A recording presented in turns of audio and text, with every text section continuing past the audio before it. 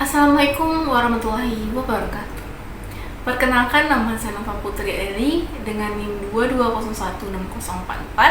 Saya Prodi Pendidikan Bahasa dan Sastra Indonesia. Dengan mata kuliah sekarang ini adalah keterampilan berbicara. Kali ini saya akan membahas tentang wawancara. Keterampilan berbicara melalui wawancara atau dalam bentuk wawancara. Nah, materi pembahasan ini ada berapanya? 1, 2, 3, 4, 5. Ada 5. Yang pertama kita akan membahas tentang pengertian wawancara. Jadi wawancara itu apa sih? Nah, di sini jadi saya mendapatkan suatu definisi dari jurnal, yaitu wawancara atau interview merupakan salah satu wujud dari komunikasi interpersonal yang dimana merupakan suatu bentuk komunikasi yang langsung tanpa perantara media antar individu. Dalam hal ini, peran sebagai pembicara dan pendengar dilakukan secara bergantian, serta seringkali peran itu menyatu. Lalu, wawancara merupakan suatu proses komunikasi diadik dengan suatu tujuan dan maksud yang serius yang dirancang untuk pertukaran perilaku dan melibatkan proses tanya jawab. Yang dimaksud dengan proses pada hal ini adalah terjadinya suatu proses yang dinamis yang saling bergantian dengan beberapa variabel yang terlibat, di mana derajat dari sistem atau struktur tidak terlalu pasti atau fleksibel. Nah, jadi diadik itu sebenarnya suatu interview atau wawancara yang merupakan interaksi antara dua pihak, individu ke individu, tidak lebih dari dua pihak, yaitu interviewer atau pewawancara dan interview atau orang yang diwawancarai. Jadi begitu ya. Lalu kita akan membahas tentang jenis wawancara. Yang pertama itu menurut prosedur, yaitu wawancara terpimpin, yaitu wawancara. Jadi jenis prosedur. Jadi jenis wawancara ini banyak juga ya teman-teman semuanya. Kita akan membahas tentang yang pertama, yaitu yang pertama kita akan mencari yang pertama itu menurut prosedur. Jadi yang pertama itu wawancara terpimpin. Wawancara ini disebut juga interview guide, control interview atau struktur interview, yaitu wawancara yang menggunakan panduan pokok-pokok masalah yang teliti. Jadi ciri pokok dari wawancara terpimpin ini adalah bahwa pewawancara terikat oleh suatu fungsi, bukan saja sebagai pengumpul data relevan dengan maksud penelitian yang telah dipersiapkan, serta ada pedoman yang memimpin jalannya tanya jawab. Dan dengan adanya pedoman ini atau panduan pokok masalah yang akan diselidiki, memudahkan dan melancarkan jalannya wawancara. Jadi dalam wawancara terpimpin ini sudah ada panduan atau pedoman yang akan membuat wawancara ini jadi lancar ya teman-teman. Lalu kita akan membahas tentang yang kedua, yaitu jenis wawancara tidak terpimpin. Proses wawancara di mana interviewer tidak sengaja mengarahkan tanya jawab pada pokok persoalan dari fokus penelitian dan interview atau orang yang diveranya. Dalam banyak hal, wawancara bebas akan lebih mendekati pembicaraan bebas atau free talk, sehingga menemukan kualitas wawancara. Yang ketiga, kita akan membahas wawancara bebas terpimpin. Wawancara jenis ini merupakan kombinasi antara wawancara bebas dan terpimpin. Pewawancara hanya membuat pokok-pokok masalah yang akan diteliti. Selanjutnya, dalam proses wawancara berlangsung mengikuti situasi wawancara, harus pandai mengarahkan yang diwawancarainya itu apabila ternyata ia menyimpang dalam persoalan tersebut. Pada metode ini, pedoman interview berfungsi sebagai pengendali, jangan sampai wawancara kehilangan arah.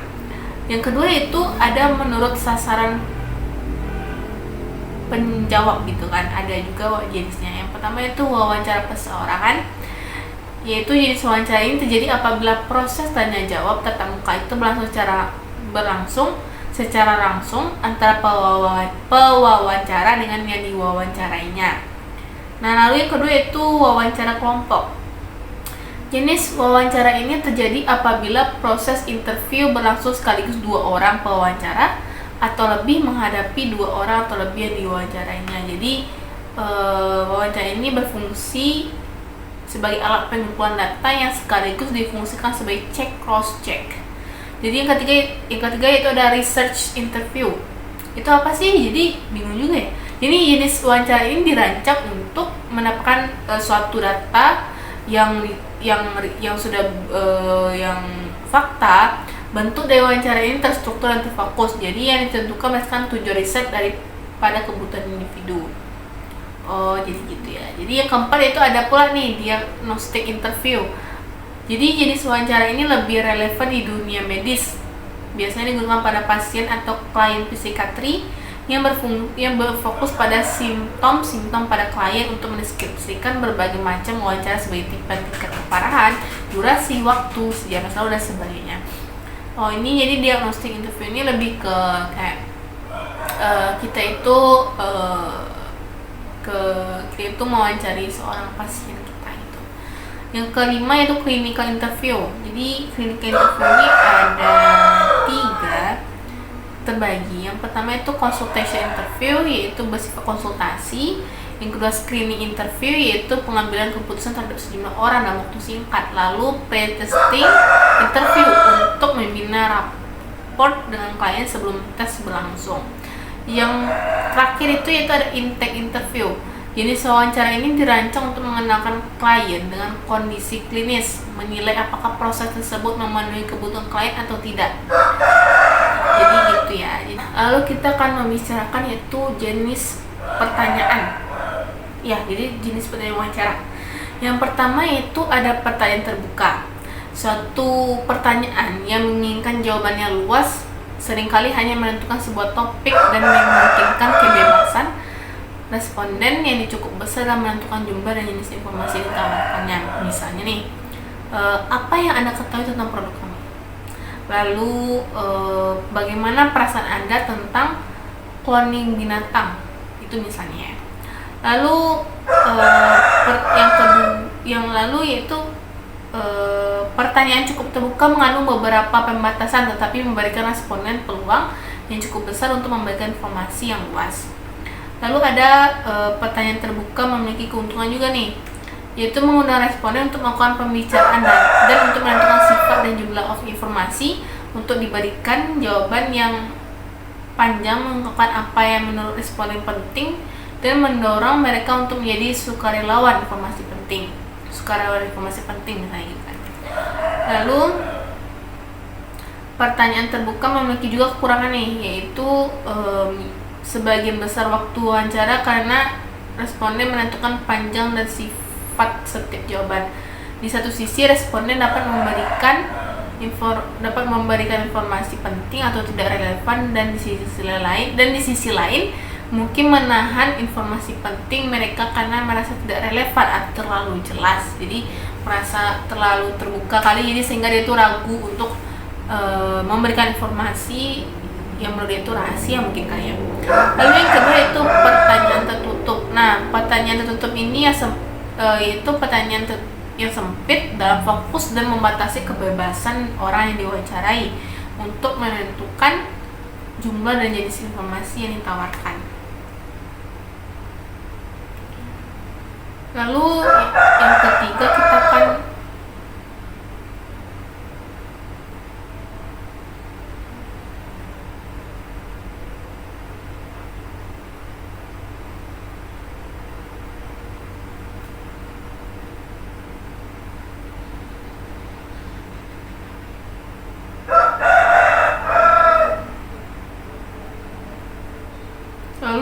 yaitu pertanyaan primer dan sekunder.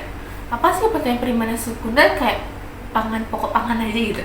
Lalu pertanyaan primer ini bukan memperkenalkan topik atau daerah baru dalam topik. Pertanyaan primer dan sekunder digunakan untuk menemukan informasi tambahan, sehingga mereka sering disebut menyelidiki atau tindak lanjut dari pertanyaan. Berarti dia tuh hanya untuk melanjutkan pertanyaan dari yang terbuka dan tertutup tadi ya.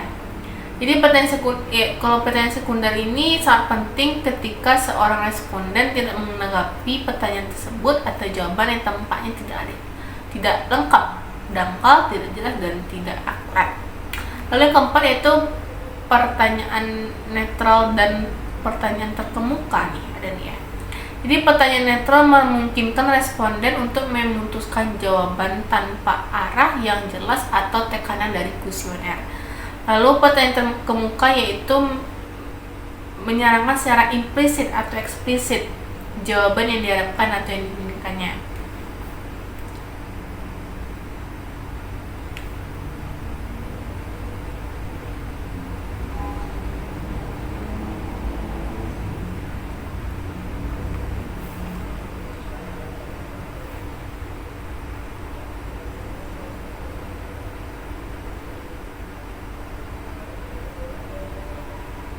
Lalu kita akan membahas tentang praktik wawancara. Nah, praktik wawancara ini ada juga beberapa. Yang pertama yaitu dialog antara peliput berita dengan narasumber. Yang kedua, perlu diketahui nih seluk-beluk narasumber sebelum kita wawancarai. Karena kalau kita untuk asal bertanya, asal mewawancari seorang, maka jadi kita tuh bukan tidak lancar, lebih tepatnya tidak akurat dengan data-data yang ada mereka kasih dari data yang misalnya melamar pekerjaan nih. Jadi mereka sudah data pekerjaan mereka dulunya dia sebagai apa, bla bla bla bla. Nah, jadi di sana itu dia menjelaskan dia itu pernah bekerja di sini nih, terus dia melamar ke perusahaan kita. Jadi untuk lebih akuratnya itu kita tuh harus tahu di mana tempat tinggalnya, kapan lahirnya, atau pengalaman apa dia. Kalau kita asal menerima seseorang untuk perusahaan kita sendiri, maka itu perusahaan kita tuh akan menjadi lebih yang asal-asal aja, kayak menerima orang asal masuk gitu kan. Nah, jadi lalu ada pula aturan wawancara nih tampaknya. Penanya harus mengenal pribadi narasumber. Lalu penanya juga hendaknya memperhatikan jalan pikiran atau hubungan logis antara pertanyaan yang dikemukakan dengan jawabannya gitu. Jadi nggak asal pertanyaan itu udah punya pacar belum. Ada juga ya seperti itu yang di wawancara untuk menanyakan yang diwawancara itu yang diwawancarai gitu kan. Lalu penanya sebenarnya memberikan kuesioner, jadi kayak data apa gitu. Lalu narasumber hendaknya membaca hasil catatan wawancara. Jadi narasumber tersebut hendaknya membaca hasil catatan wawancara. Okay. Nah, dalam pembahasan tersebut maka saya dapat menyimpulkan bahwa wawancara ini adalah suatu proses komunikasi yang dilakukan antara dua orang, bisa juga lebih, tapi lebih kondusif itu dua orang ya, agar lebih fokus dan lebih akurat gitu. Data-datanya itu pun juga tidak ribet gitu, seperti ini kamu, jadi lebih bingung ya kan. Kalau yang diwawancarai pun bingung, yang mewawancari orang lain itu juga bingung. Nah, lalu jadi pertanyaan itu tergantung dalam perusahaan masing-masing. Ada yang bisa juga pertanyaan itu terbuka atau tertutup, atau lebih ke pertanyaan itu netral atau terkemuka atau primer dan sekunder tadi yang saya sebutkan. Lalu ada pula lembaran bimbingan wawancara. Nah, lembaran bimbingan wawancara ini juga pada perusahaan juga masing-masing ada. Jadi di sini sudah saya tempelkan di PPT. Nah, terima kasih, itu saja yang dapat saya sampaikan, saya jelaskan sedikit dari beberapa yang banyak. Terima kasih. Assalamualaikum warahmatullahi wabarakatuh.